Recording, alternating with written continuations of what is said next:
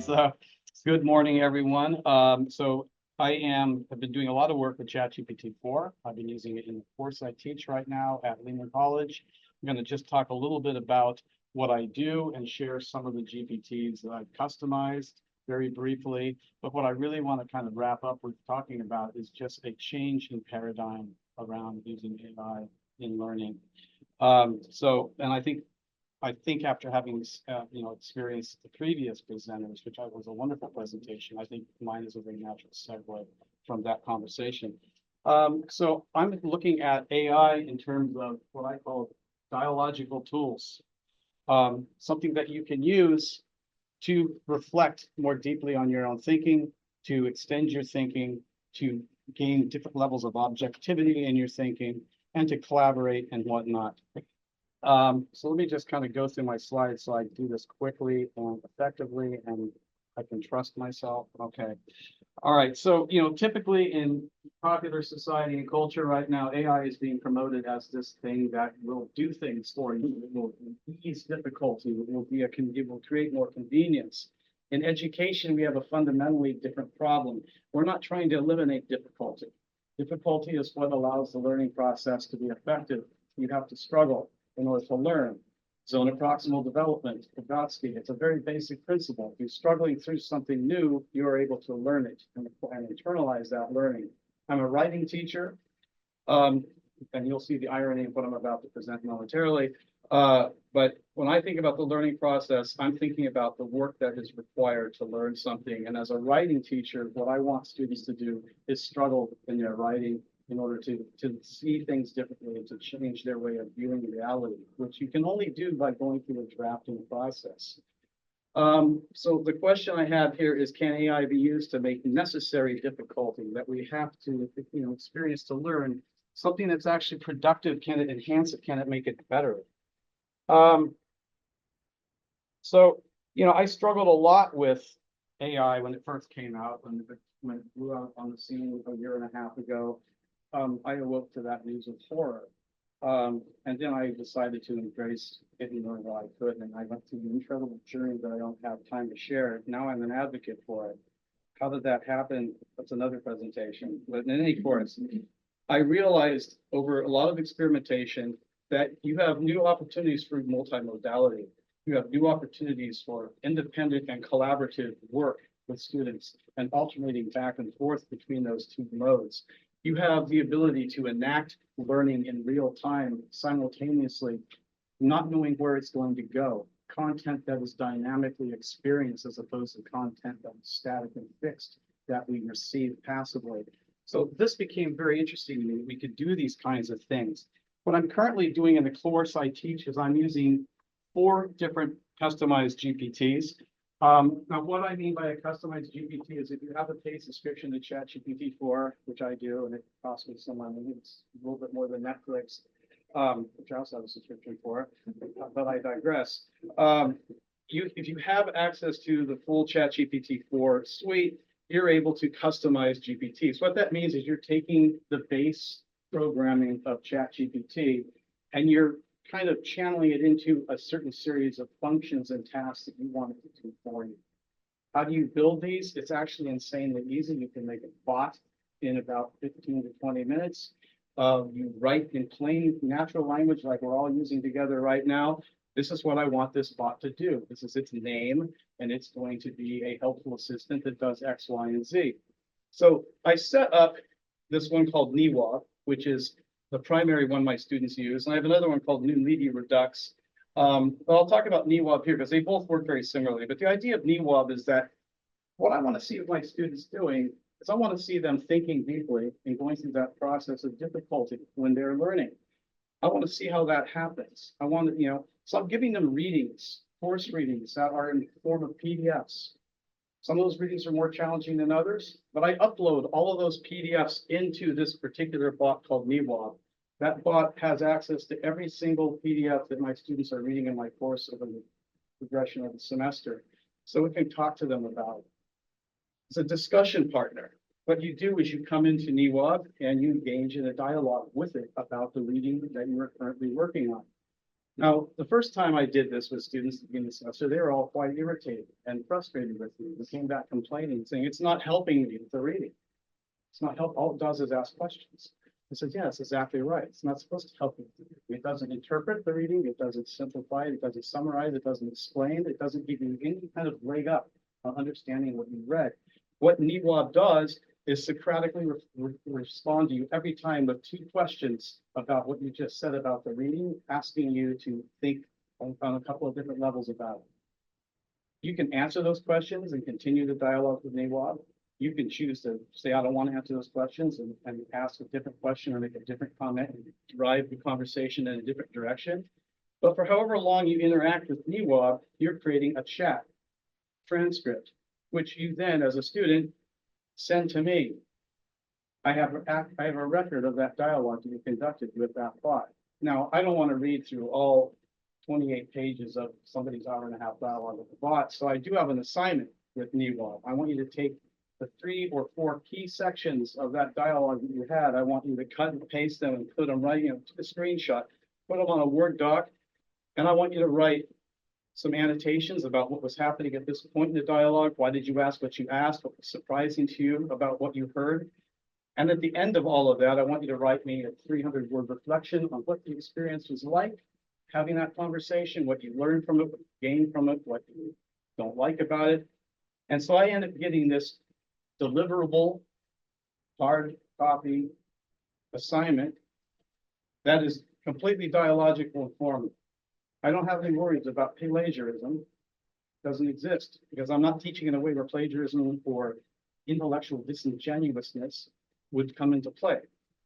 Nuliti Redux does the same thing, only responds in questions, but Nuliti Redux is a facilitator for small groups. So I'll put students in groups in the class, and what they will do is they will have a conversation around an assigned topic or a reading, as the case might be. And Nuliti Redux will be one of the members of that small group. And not only will Nuliti Redux be one of the members of that small group, but it will facilitate that dialogue and keep a call on each person in the group to speak next and share your point of view. And it will kind of it'll basically walk you through a cycle of conversation. So you can actually time how long students are talking in that small group as they go through the preset cycle of questions and responses, group member by group member by group member. How I do that is my students are all subscribed to ChatGPT-4. One of them in the small group opens up their laptop to Nuliti Redux, and then the whole group will interact through that laptop in that dialogue. So that's been actually really very effective. I've been really kind of excited to see the things that students do. I have a short demonstration of Nuliti Redux on video, but I think I'm going to skip it for the time being, and I'm just going to go quick. How are you doing? Wow, I'm on fire. What do you know? All right. Well, let's see if my video plays. I did a little video demo, screen sharing video here. It's hard to see because it's small, but I'll kind of walk us through it. And volume it up.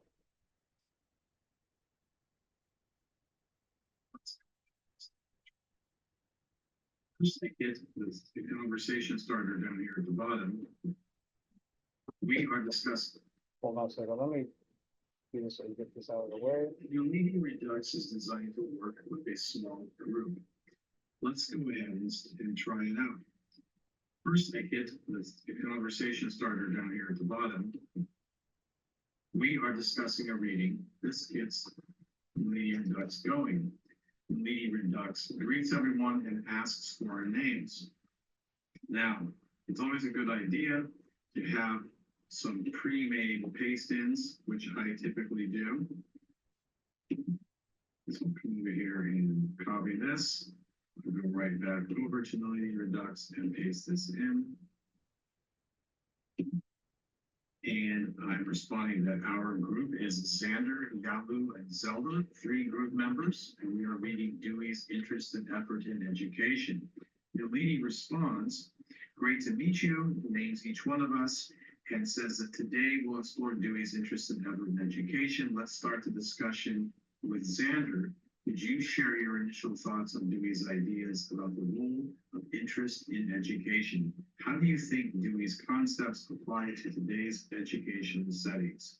So, important point here is that I have named all of our group members as I've been asked, and I've also specifically stated what it is that we are going to be studying. This reading, Interest and Effort in Education by John Dewey, is actually uploaded into Nuliti Redux's knowledge base, so it can actually discuss it with us. Let me go ahead and do the next interaction, which I've also pre-written. And I'm going to pretend that I am Xander, one of these three group members. I'll go ahead and respond to Nuliti Redux's question. We're reading about moral habits and Dewey's contention that doing what you're told doesn't mean that you have a well-developed moral sensibility per se.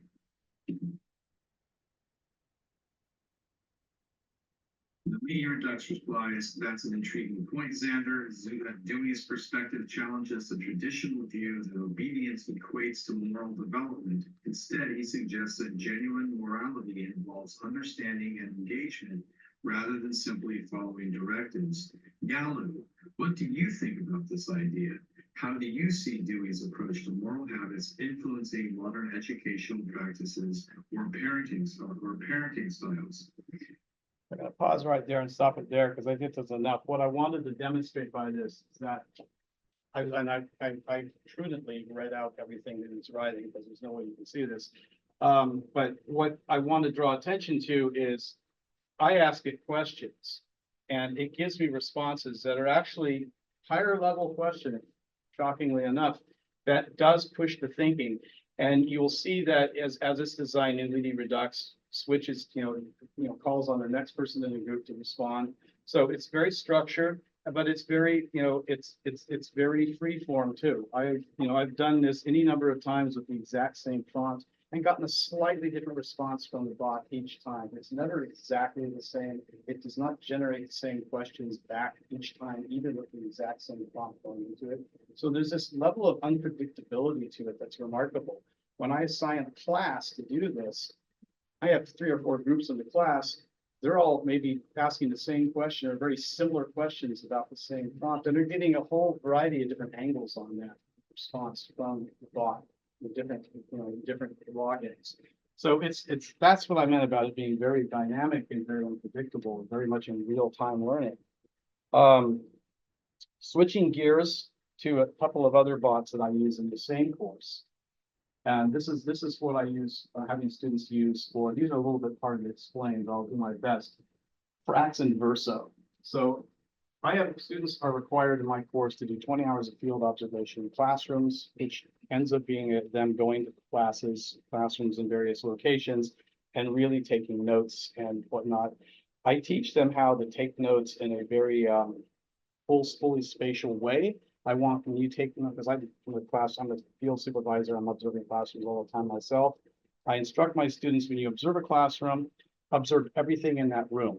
Everything matters. What's on the walls, the temperature of the air, any interesting smells, noises in the hallway, how people are positioned, what people are doing in the room, how's the teacher positioning his or herself or their self.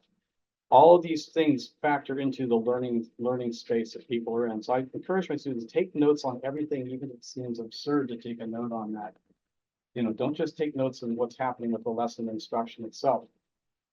Coming back from that, you have a bunch of notes that has all sorts of things in it. We go to Frax. What Frax does, I'm afraid I do have a demo video on this, but it probably won't be that helpful. What Frax does is it creates what's called a reference. And the concept of reference, I use in quotes, is from a researcher named Cornelia Shadler, she's created this system of references where you take your own notes and you break it down into, you just parse them out into every single detail that's in those notes completely objectively without any interpretation whatsoever. So you can take a note like, he walked into the door. He walked through the door and he sat down and huffed. Maybe that's a note that he walked through the door, he sat down and he huffed. So if I'm going to reference that note, I'm going to break it down. he, it's obviously about a person who is male or identified as male. He's moving through space. We see that from him going through the door. He's sitting in a chair. A chair is an object that's used for supporting people when they're not standing. It's almost absurd the level you can break it down.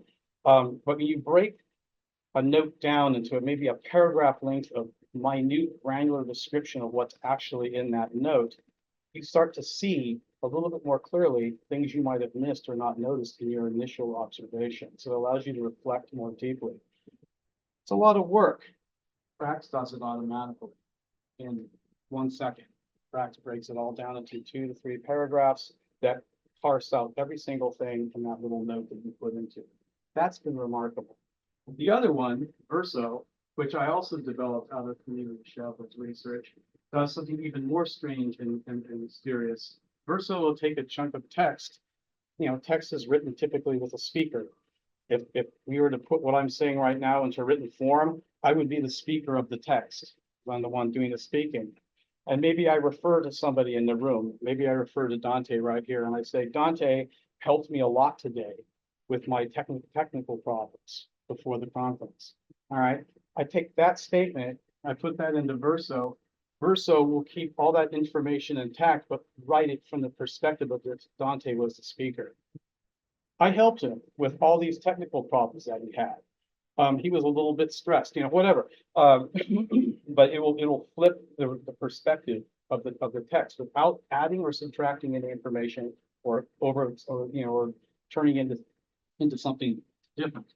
That allows you to gain yet another perspective on something that you observed. So I've asked my students to use these 2 bots with the notes that they take from the field observations. And so far, everybody's been reporting very positive things from it. So I'm going to probably conclude this a little bit quicker than I meant to, but that's probably okay. So thinking about just practical applications, you know, what do we get out of, you know, what's the benefits of AI and its possibilities, especially for language-based subjects like I teach, you know, as an English language arts teacher. You know, it allows us to maximize our instructional time because there are tasks that can just be that are technical, explanatory tasks and whatnot you need to give your students that you can have the AI do. You know, and that allows you to spend more time on the content and the concepts and the things you really want to talk deeply with and experience deeply with your students. Chat transcripts can be submitted as a graded assignment, and they can certainly serve as evidence to you of the thinking process that's happening and the quality of that thinking process. And you can have discussions with students and confer with them about, you know, I noticed in your chat dialogue that you asked these kinds of questions. Or what if you asked it this way? Or have you thought of this versus that? You can have those kind of conversations, and yet another dialogue will take place between you and the student about the learning that has already started with the bot. So it's always adding to what you're already doing. It's not taking away from you, the AI. You know, you can get preliminary feedback from AI. You can do incredible multimodal things, and it's intersubjective. It's a person to person, person to machine to person. You have that interaction happening all the time, which I think is really conceptually fascinating. You know, so I want to just kind of wrap up and just talk about speculations I have on reading in the future as we go forward with GPT. I'm not even say GPT, with AI as it is. My experience with this has been, you know, really kind of remarkable. I think, and I'll just speak from the heart at this point. We are at the beginning of a transformation that is going to happen to human society and culture that is equal, if not greater, than the invention of movable type like Gutenberg in the 14th, 15th century. That was the first great communications revolution in the West, was movable type, not the printing press. They had that a long time ago, movable type. It used to be a printer site. I'm a nerd this way. But anyway, you know, the ability to mass produce quickly text, how does that affect and change people's lives? The second great revolution that happened in human communication was the emergence of the internet, which we've all been experiencing for a little bit of time now. This is the next one, where we will be able to interact with machines as if they were sentient creatures, which they are not. They're blenders, they're toasters, they're mindless, but they allow us to see ourselves differently and to interact with one another differently in ways that are truly, truly fascinating. So I don't think that what we have been doing educationally, instructionally, is going to work for that much longer. It's going to end in the not too distant future.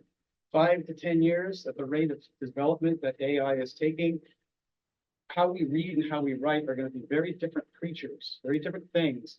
So I'm imagining, this is my speculations, but I'm imagining for the future of reading, I'm imagining a time when, reading instruction, the way we involve reading in our instruction, is going to go through multiple modes in the same activity. We're not going to be locked into this genre than that genre. We're going to have multiple genres blending and merging with one another in a variety of ways and in different modes at the same time.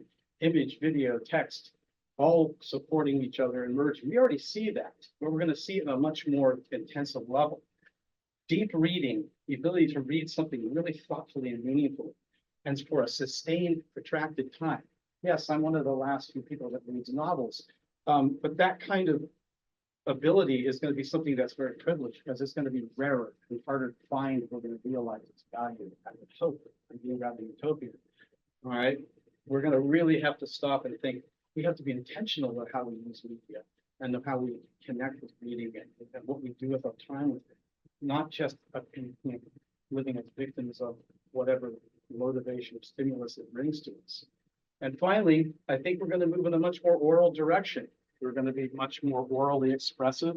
We're going to return to forms of rhetoric and rhetorical practices that were supplanted by print text for the last few hundred years. We're going to go back to that. That's my prediction. With writing, speculations on writing, building on what I said about reading, I'm imagining an instructional future in which writing is no longer the primary dominant form of assessment. I foresee the death of the essay, in the same way that I think we're all seeing the death of oil and carbon burning as a means of creating energy. We've been, used to push that metaphor. We've been burning one type of thing for fuel very successfully for a very long time. And, now we have to change because it's caused terrible problems. We're going to have to gain our energy from a whole variety of interlinking sources. So I think the same kind of thing is going to happen, or similar thing is going to happen with literacy. You can't assess somebody's writing if you can't validate that they wrote it. And I don't foresee that there will be a way to validate people's writing. And I think we're driving ourselves crazy to try to check for plagiarism or intellectual disingenuousness, as I call it. We have to teach differently. We have to be dialogical. We have to be enactive. We have to be performative. We have to see and experience and interact with our students in a way where we know that they're learning and incorporating the learning into their life in a variety of different ways, not necessarily the same way. And that's what I meant by integrating new rhetorical practices into our instruction.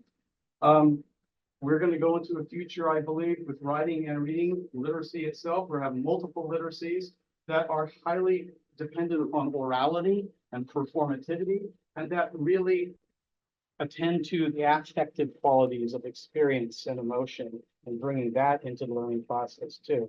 So to conclude and wrap up, I went from a year and a half ago feeling like this is the apocalypse. I'm a man who has a house full of books and I write with a fountain pen and I'm that kind of guy. I thought this is going to be the end. 75% of the population will be illiterate in the next 20 years and we're all going to just be finding silos to live in.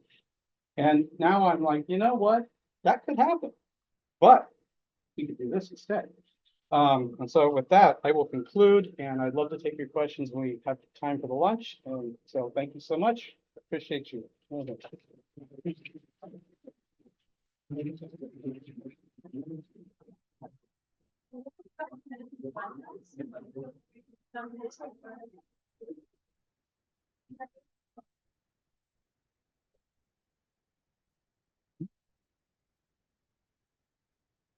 I'll ask you a question. Hey, Pablo, go ahead.